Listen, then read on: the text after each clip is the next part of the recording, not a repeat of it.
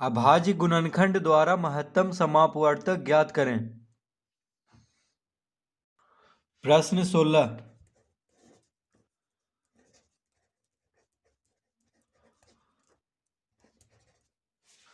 तो 8 और 18 का अभाज्य गुणनखंड द्वारा महत्तम समापवर्तक ज्ञात करना है। तो 8 का पहले हम अभाज्य गुणनखंड करेंगे। तो अभाज्य गुणनखंड मतलब अभाज्य संख्या से लगाना है इसको।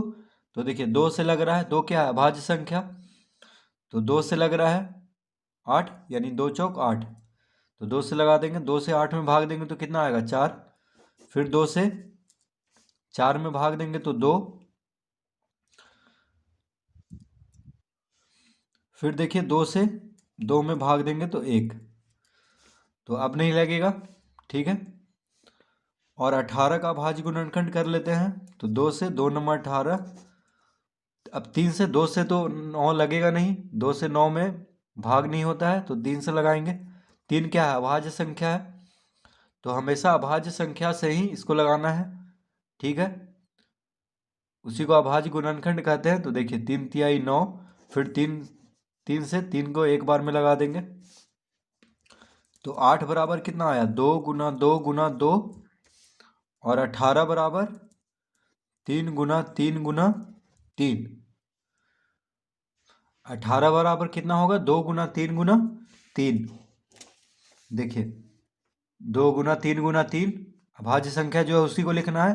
और 8 में है 2 गुना 2 गुना 2। तो 2 दूना 4, 4 दूना 8, यहाँ पे 3 दूना 6, 6 तिया 18।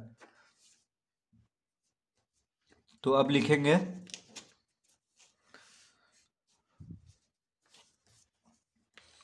अतः 8, 18 का महत्तम समापवर्तक बराबर, देखिए दोनों में जो मिल रहा है उसको लिख देना है। जैसे यहाँ पे 2, देखिए 2 8 में भी है और 18 में भी, ठीक है। तो बस 2 लिख देंगे। और कोई नहीं मिल रहा है, देखिए 3 यहाँ है, यहाँ 3 नहीं है, ठीक है। तो एक ही 2 मिल रहा है, यहाँ 2 है और यहाँ 2 है, तो एक 2 मिल रहा है दोनों में। तो 8, 18 का महत्तम समापवर्तक क्या हो गया 2, यानी 2 से बड़ा कोई भी संख्या नहीं है जो 8 और 18 को विभाजित करे, ठीक है। तो महत्तम समापवर्तक 8, 18 का क्या हो गया 2। तो अभाज्य गुणनखंड में जो भी मिलेगा उसी को लिखना है। दोनों का देखिए अभाज्य, दोनों का गुणनखंड में जो संख्या रहेगा उसी वही हो जाएगा दोनों का महत्तम समापवर्तक। प्रश्न 17। तो प्रश्न 17 में है 6 और 21। तो 6 का पहले अभाज्य गुणनखंड कर लेते हैं। 2 तिया 6, 3 गुना 1 3। फिर 21 का, तो 21 3 से 2 से लगेगा नहीं तो 3 से लगाएंगे, 3 सत्ते 21। फिर 7 को 7 को एक बार में लगाएंगे, 7 से।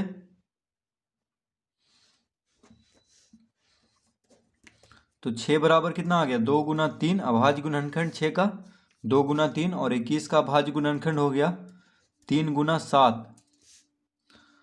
तो अतः 6, 21 का 6, 21 का महत्तम समापवर्तक क्या हो जाएगा। तो देखिए अभाज्य गुणनखंड में यहाँ पे 2 गुना 3 है, यहाँ पे 3 गुना 7 है, 21 बराबर 7 या 21 और 3 दूना 6। तो 3 देखिए दोनों में है, 6 में भी 3 है, और 6 के गुणनखंड में भी 3 है, और 21 के गुणनखंड में भी 3 है। तो 6, 21 का महत्तम समापवर्तक हो जाएगा 3। तो जो भी संख्या दोनों में रहेगा उसी को लिख देना है। तो इस तरह हम प्रश्न 17 हल करेंगे। प्रश्न 18।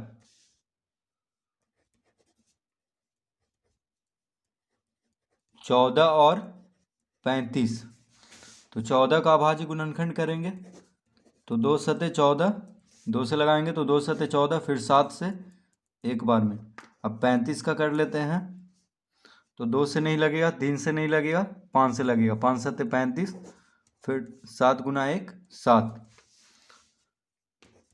तो 14 बराबर आ गया 2 गुना 7 कौमा 35 बराबर आ गया 5 गुना 7। देखिए 7 दूना 14, 7 बचे 35। ठीक है, तो ये हो गया अभाज्य गुणनखंड। 14 का अभाज्य गुणनखंड हो गया 2 गुना 7, 35 का हो गया 5 गुना 7। तो अतः 14 कौमा 35 का महत्तम समापवर्तक बराबर हो जाएगा। तो देखिए यहाँ भी 7 है, इसके गुणनखंड में भी 7 है, और 35 के गुणनखंड में भी 7 है, यानी 7 हो जाएगा। ठीक है, 14 35 का महत्तम समापवर्तक। प्रश्न 19 में 30 और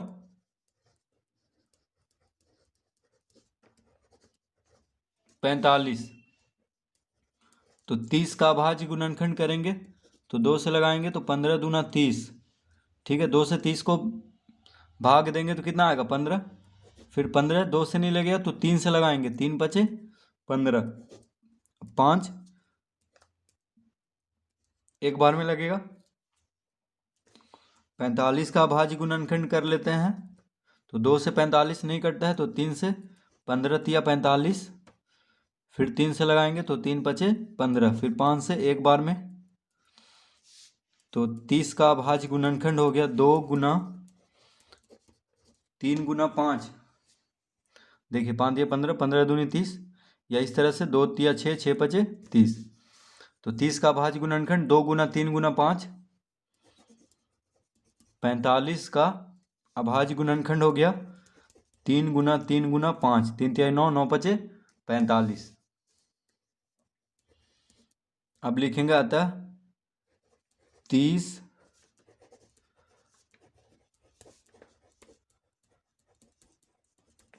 30 कौमा 45 का महत्तम समावर्तक क्या हो जाएगा। तो देखिए कौन कौन मिल रहा है, तो 3 मिल रहा है। देखिए 2 है यहाँ, 2 यहाँ पे, 2 नहीं मिल, 2 है यहाँ लेकिन इसमें 2 नहीं है तो उसको नहीं लिखेंगे हम। 3 है यहाँ भी, 30 के गुणनखंड में भी 3 है और 45 के गुणनखंड में भी 3 है, तो 3 लिख देंगे। अब देखिए 5 भी मिल रहा है, 5 30 के गुणनखंड में भी 5 है और 45 के गुणनखंड में भी 5 है, तो 5 भी लिख देंगे गुना करके। तो जो मिल रहा है उसको लिख देंगे। 3 मिल रहा है तो 3 लिखेंगे, देखिए 3 दोनों में है तो उसको लिख दिए। फिर 5 भी मिल रहा है तो गुना 5, तो गुना कर देंगे तो कितना होगा, यानी 15। तो देखिए 15 हो गया 30 45 का महत्तम समापवर्तक, क्योंकि देखिए 5 या 15, 5 या 15, यानी 15 इसमें भी है, 30 के गुणनखंड में भी। अगर ये दोनों को गुना कर दें तो 15 आएगा, और ये दोनों को गुना कर दे तो कितना आएगा 15। तो 15 45 के भी गुणनखंड में आ रहा है और 30 के भी, यानी 15 से 30 भी कटता है और 15 से 45 भी कटता है। तो 15 क्या हो जाएगा 30 45 का महत्तम समापवर्तक। ठीक है, क्योंकि 15 से बड़ा कोई भी संख्या नहीं है जो 30 और 45 दोनों को विभाजित कर दे। तो इसका महत्तम समापवर्तक कितना हो गया 15।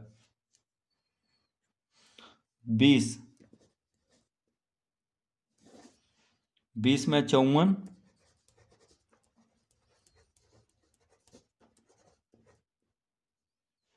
54 और 81। तो 54 का अभाज्य गुणनखंड करेंगे तो 2 से लग रहा है, कितना बार में 27 बार में। 2 से 54 में भाग देंगे तो 27 आएगा, क्योंकि 27 दूना 54 होता है। फिर 3 से लगाएंगे इसको, देखिए 2 से तो 27 कटता नहीं है, तो 3 से 3 नंबर 27, फिर 3 से 3 तिहाई 9, फिर 3 से एक बार में, अब 81।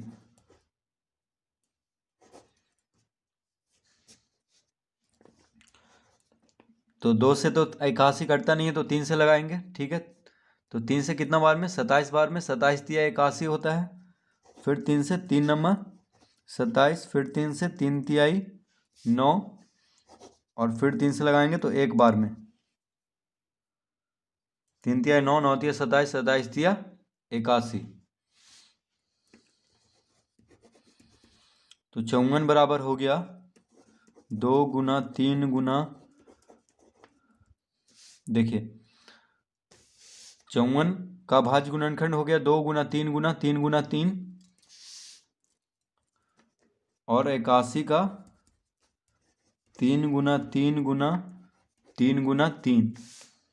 तो इन सबको लिख देंगे जो भी अभाज्य संख्या है, ठीक है, एक को छोड़ करके। तो 2 तिया 6, 6 तिया 18, 18 तिया 54, 3 तिया 9, 9 तिया 27, 27 तिया 81। अतः 54 81 का महत्तम समापवर्तक कितना हो जाएगा?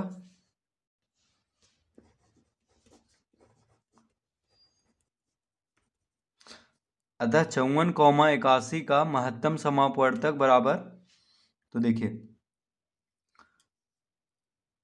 ये दोनों मिल रहा है, ठीक है, यहाँ भी 3 है, यहाँ भी 3 है, यहाँ तो ये दोनों को बदले 1 3, फिर गुना, फिर देखिए यहाँ भी 3 है, यहाँ भी 3 है, तो इसके बदले भी 1 3, और यहाँ भी 3 है, यहाँ भी 3 है, तो इसके बदले भी 1 3।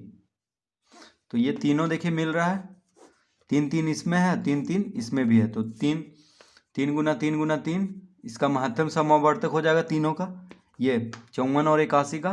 तो 3 तिया 9, 9 तिया 27, यानी इसका उत्तर क्या आएगा? 27। 3 तिया 9, 9 तिया 27, तो 27 देखिए 27 से 54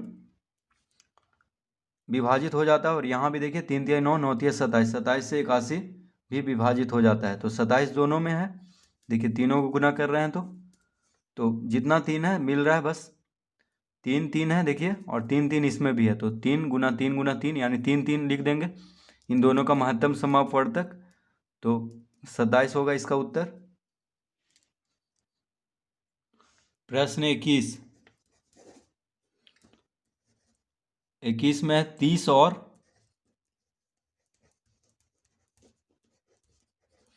75। तो 30 का गुणनखंड करेंगे पहले, तो 2 से 15 दूनी 30, 2 से 30 लगता है तो कितना बार में? 15 बार में। अब 15 2 से नहीं लगेगा तो 3 से लगाएंगे, ठीक है, 3 5 15, 5 एक बार में। अब 75 का अभाज्य गुणनखंड करेंगे, तो 75 2 से नहीं लगता है, 3 से लगेगा, तो 3 दूना 6, यानी 25 या 75 होता है। 5 से 5 5 25, फिर 5 से एक बार में, तो 30 बराबर 2 गुना 3 गुना 5 कौमा 75 बराबर 3 गुना 5 गुना 5, तो 3 दूना 6, 6 5 30, 5 या 15, 15 5 75, ठीक है। तो अभाज्य गुणनखंड हम कर लिए हैं, अब लिखेंगे अतः 30 कौमा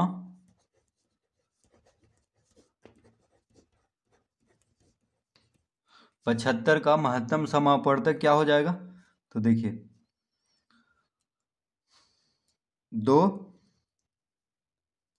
2 है इसमें, लेकिन 2 इसमें नहीं है, तो 3 है इसमें, और 3 देखिए इसमें भी है, ठीक है। 30 के गुणनखंड में भी 3 है, और 75 के गुणनखंड में भी 3 है, तो 3 लिख देंगे, दोनों में 3 है, ठीक है। देखिए 3 यहाँ भी है और 3 यहाँ भी है, तो इसको लिखेंगे।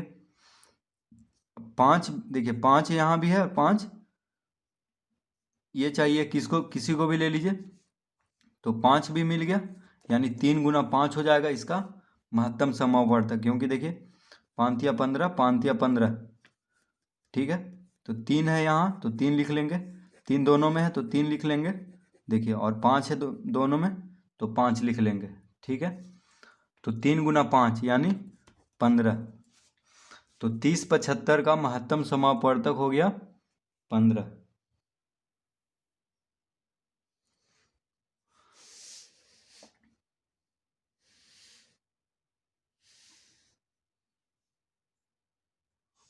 22।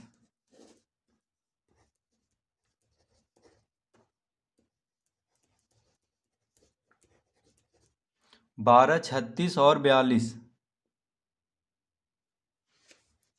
तो 12, 36 और 42 का पहले हम अभाज्य गुणनखंड करेंगे। तो 12 का देखिए 2 से लगाएंगे, 2 छक 12, 2 से लग जा रहा है। अभाज्य संख्या से ही लगाना है। फिर 2 से, 2 तिया 6, फिर 3 से, 3 गुना 1 3। अब 36 को लगाएंगे तो 2 से, 18 दूना 36, 9 दूना 18, 3 तिहाई 9, 3 से एक बार में 3।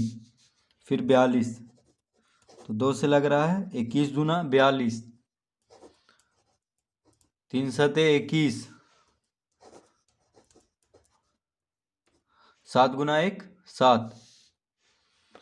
तो 12 बराबर हो गया 2 गुना 2 गुना 3। देखिए 2 गुना 2 गुना 3, कौमा 36 बराबर हो गया 2 गुना 2 गुना 3 गुना 3।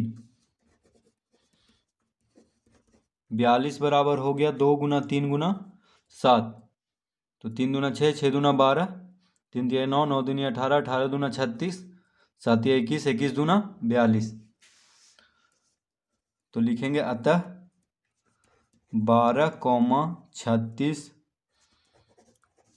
42, 12, 36, 42 का महत्तम समापवर्तक क्या हो जाएगा। तो देखिए कौन कौन मिल रहा है। तो 2 इसमें भी है, 2 इसमें भी है, 2 इसमें भी है। इसमें तीनों का महत्तम समापवर्तक निकालना है 12, 36 और 42 का, यानी तीनों में जो संख्या रहेगा उसी को लिखना है। तो देखिए 2 2 2 तीनों में है, 2 2 2, तो 2 लिखेंगे गुना। अब देखिए 2 2 इसमें 2 नहीं है, अब एक और तो नहीं लिखेंगे। 3 3 3, देखिए 3 12 में भी है, 3 36 में भी है और 3 42 में भी, तो 3 लिख देंगे, यानी 3 दूना 6। तो 12, 36, 42 का महत्तम समापवर्तक हो जाएगा 6।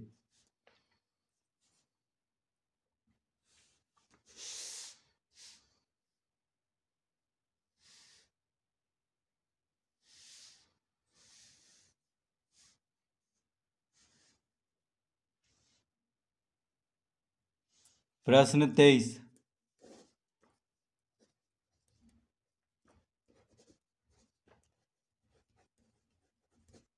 25, 45 और 55। तो 25 का पहले अभाज्य गुणनखंड करेंगे। तो देखिए 2 से 25 तो लगता नहीं है, तो 5 से लगेगा, 3 से भी नहीं लगता है। 5 से 5 5 25, फिर 5 से एक बार में 5 गुना 1 5। अब 45 का भाज्य गुणनखंड करते हैं।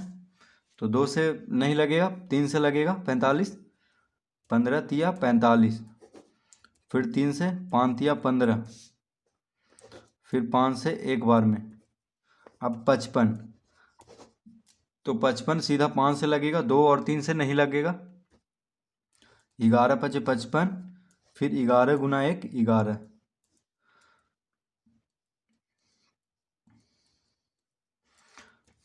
तो 25, 45 और 55 का अभाज्य गुणनखंड हम कर दिए हैं। अब लिखेंगे 25 बराबर 5 गुना 5,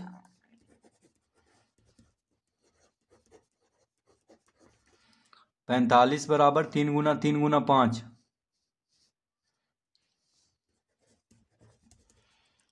55 बराबर 5 गुना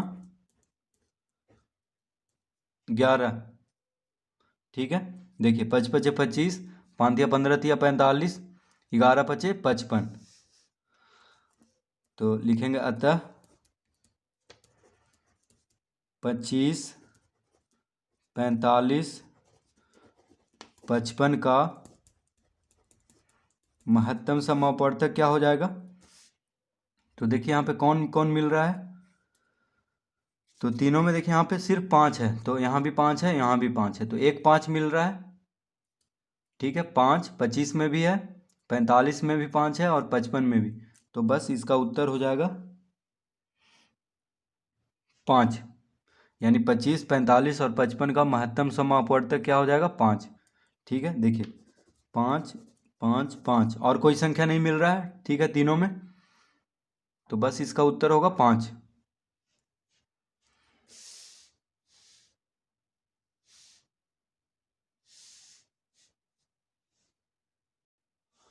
24,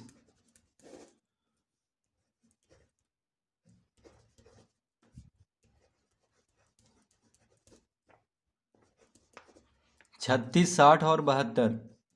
तो 36 का अभाज्य गुणनखंड कर लेते हैं, तो 2 से 18 दूना 36, 2 नमा 18, 3 से लगाएंगे 3 तिहाई 9, फिर 3 से एक बार में 60, 60 2 से विभाजित हो जाता है कितना बार में? तो 30 बार में, फिर 2 से 15 बार में, 15 दूना 30, फिर 3 से हो जाता है, 2 से होगा नहीं 15 विभाजित, इसीलिए 3 से, 3 पचे 15, फिर 5 से एक बार में, 5 गुना 1 5। अब 72, 2 से 36 दूना 72, 18 दूना 36, 2 नमा 18, 3 तिहाई 9, 3 गुना 1 3। तो 36, 60 और 72 का अभाज्य गुणनखंड इस तरह हम कर लेंगे। तो अब लिख देते हैं यहाँ पे 36 बराबर 2 गुना 2 गुना 3 गुना 3, 60 बराबर 2 गुना 2 गुना 3 गुना 5। देखिए जो है इस अभाज्य संख्या उसको लिख देंगे। 72 बराबर क्या आया? 2 गुना 2 गुना 2 गुना 3 गुना 3। देखिए 2 गुना 2 गुना 2 गुना 3 गुना 3, 60 बराबर 2 गुना 2 गुना 3 गुना 5, 36 बराबर 2 गुना 2 गुना 3 गुना 3। तो इस तरह हम पहले लिख देंगे। 2 दूना 4, 4 तिया 12, 12 तिया 36, 2 दूना 4, 4 तिया 12, 12 पचे 60, 2 दूना 4, 4 दूना 8, 8 तिया 24, 24 तिया 72। अब लिखेंगे अतः 36, 60, 72 का महत्तम समापवर्तक क्या हो जाएगा? तो देखिए कौन कौन मिल रहा है, तो 2 यहाँ भी है, 2 यहाँ भी है, 2 यहाँ भी है। तो पहला तो 2 लिख लेंगे, 2 गुना, क्योंकि 2 तीनों में है, देखिए, ठीक है। अब फिर ये वाला 2 देखिए यहाँ भी है, यहाँ भी है, यहाँ भी है, तो एक और 2 देखिए तीनों में है, तो उसको भी लिख लेंगे। अब 3, तो 3 गुना, देखिए 3 यहाँ भी है, 3 यहाँ भी है, 3 3 3, तो 3 भी लिख लेंगे। और कोई मिल रहा है तो और 3 है, यहाँ 5 है, यहाँ 3 है, तो नहीं मिल रहा अब तीनों में।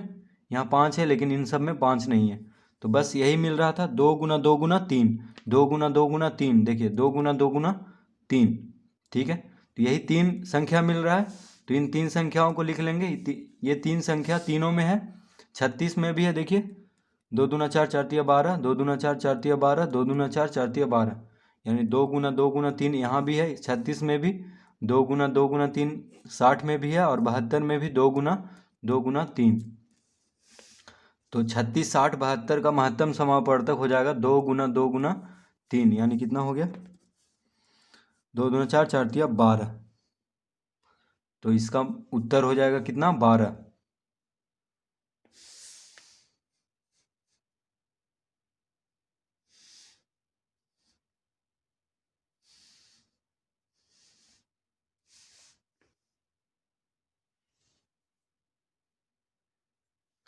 भाग द्वारा महत्तम समापवर्तक ज्ञात करें।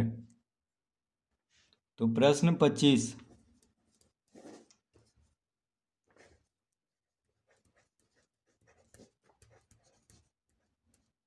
6 और 15। तो 6 और 15 का महत्तम समापवर्तक ज्ञात करना है भाग द्वारा। तो हम क्या करेंगे, सीधा 6 से 15 में भाग देंगे, यानी जो बड़ा रहेगा संख्या उसको छोटा संख्या से भाग देना है। तो देखिए 6 छोटा है यहाँ पे, 15 बड़ा है, तो 6 से 15 यानी छोटा से बड़ा संख्या में भाग देंगे, ठीक है। तो 6 दूना 12, 6 दूना 12, 5 में से 2 गया 3, 1 में से 1 गया 0। अब देखिए शेष शेष कितना बचा 3। तो अब क्या करेंगे 3 से ये जो भाजक है 6 इसको भाग देंगे। ठीक है, जो शेष बच जाएगा उससे अब जिससे हम पहले भाग दिए थे उसको भाग देना है, यानी यहाँ पे 6 लिखेंगे और 3 से अब भाग देंगे। तो 3 दूना 6, तो 6 में से 6 गया देखिए 0। तो अब शेष नहीं बचा। तो देखिए ये जो है 3, ये क्या हो जाएगा महत्तम समापवर्तक। तो लिखेंगे अतः 6, 15,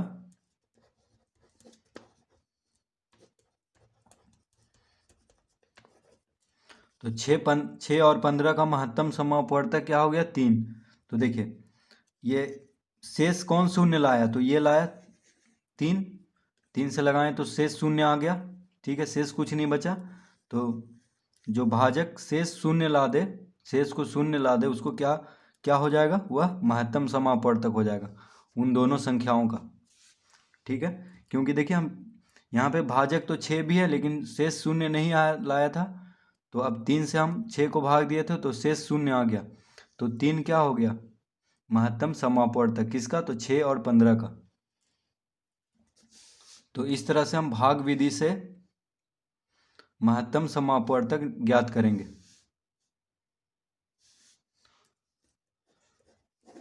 प्रश्न 26,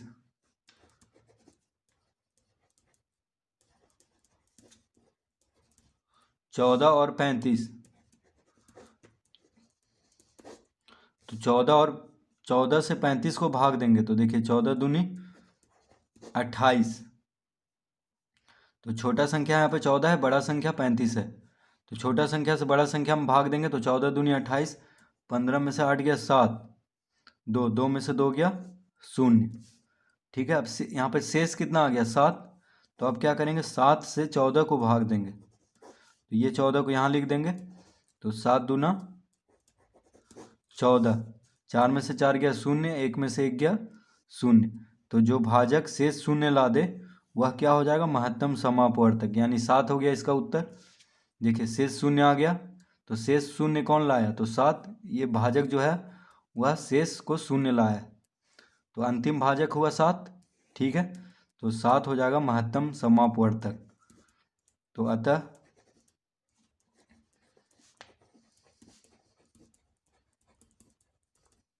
तो 14 35 का महत्तम समापवर्तक होगा 7। तो इस तरह हम महत्तम समापवर्तक ज्ञात करेंगे भाग विधि के द्वारा। प्रश्न 27,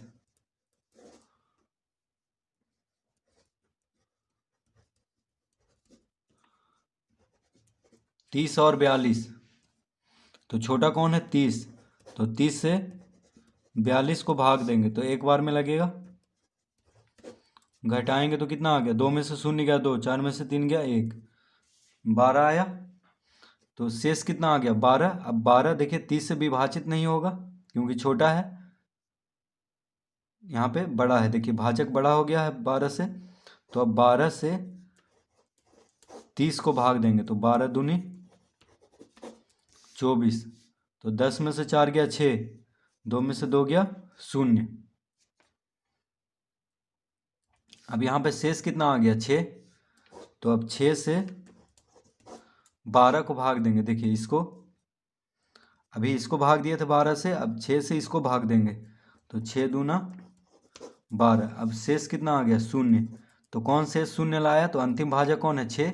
ये देखिए शेष 0 लाया है तो 6 हो गया महत्तम समापवर्तक। तो लिखेंगे अतः 30 42 का महत्तम समापवर्तक बराबर 6। तो जो अंतिम भाजक है जो शेष को 0 लाया है वही क्या हो जाएगा दोनों संख्याओं का महत्तम समापवर्तक।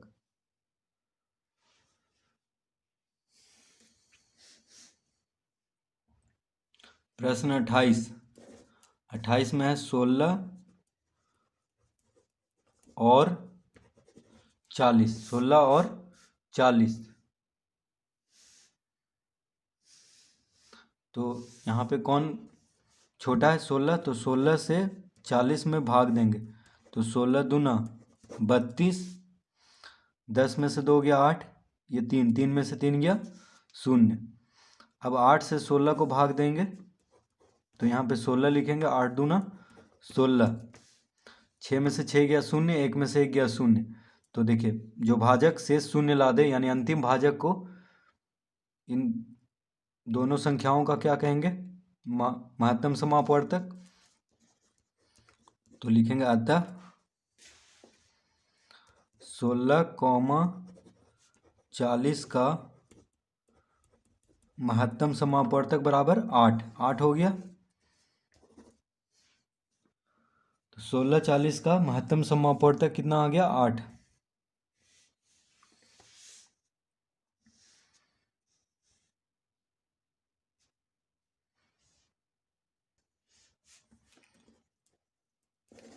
उनतीस। 10 और 25। तो 10 छोटा है, 25 बड़ा है, तो 10 से 25 को भाग देंगे तो 10 दूना 20। 5 में से 0 गया 5, 2 में से 2 गया 0, शेष कितना आया? 5। अब 5 से 10 को भाग देंगे तो 5 दूना 10। देखिए 0 में से 0 गया 0, 1 में से 1 गया 0, तो अब कुछ नहीं बचा। ठीक है, शेषफल क्या आ गया? 0। 10 में से 10 गया 0, तो कौन लाया शेषफल 0? तो ये देखिए 5, यानी अंतिम भाजक कौन है? 5 है। तो लिखेंगे अतः 10, 25 का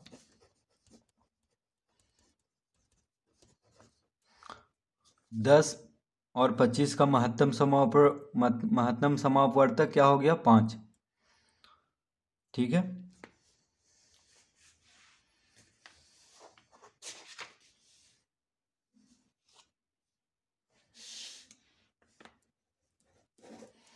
प्रश्न 30। 24 और 60। तो 24 छोटा है, 60 बड़ा है, तो 24 से भाग देंगे। 24 दूना 48। 10 में से 8 गया 2, 5 में से 4 गया 1, तो शेष कितना आया? 12। अब 12 से 24 को भाग देंगे। देखिए ये 24 को 24 यहाँ लिखेंगे। ठीक है, तो 12 दूना 24। 4 में से 4 गया 0, 2 में से 2 गया 0, तो लिखेंगे अतः 24, 60 का महत्तम समापवर्तक बराबर 12। तो 24, 60 का महत्तम समापवर्तक कितना आ गया? 12।